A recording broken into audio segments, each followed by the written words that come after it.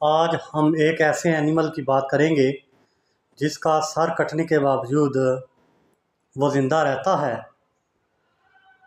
आइए उस एनिमल का नाम मैं आपको बताता हूँ। उस एनिमल का नाम है लाल बेग यानी काकरोच। अब काकरोच का सर कटने के बावजूद काकरोच ज़िंदा तो रहती है, लेकिन ऐसा क्यों होता है? ऐसा इसलिए होता है, काकरोच की स्किन के अंदर रेस्पिरेटरी अपरेटस होते हैं जिन्हें स्पाइरेकल्स कहते हैं। उस स्पाइरेकल की मदद से काकरोच जो है वो रेस्पायर करती है।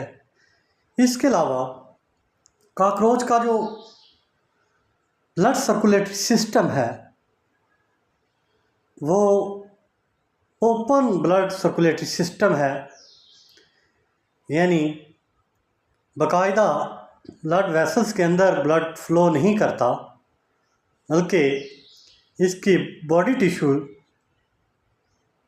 के अंदर जो है वो संकन होता है। इसके अलावा ज़री सी बात है, काकरोच माउथ के ज़रिए रेस्पायर नहीं करती, यानी इसमें बकल रेस्पिरेशन नहीं होती। ज़िंदा रहने की यही वजूहात हैं काकरोच की, क्योंकि उनका रेस्पिरेटरी सिस्टम जो है वो स्किन के अंदर मौजूद स्पाइरेकल्स में होता है।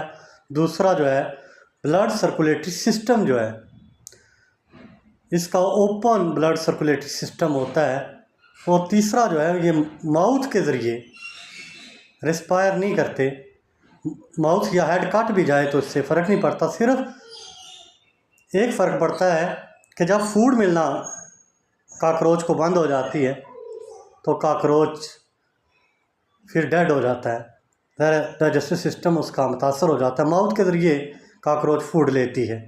ऐसी मुफीद मालूमात के लिए मेरे यूट्यूब चैनल को सब्सक्राइब करें ताकि आने वाली हर मालूमात आप तक पहुंच सके। अल्लाह हाफिज़।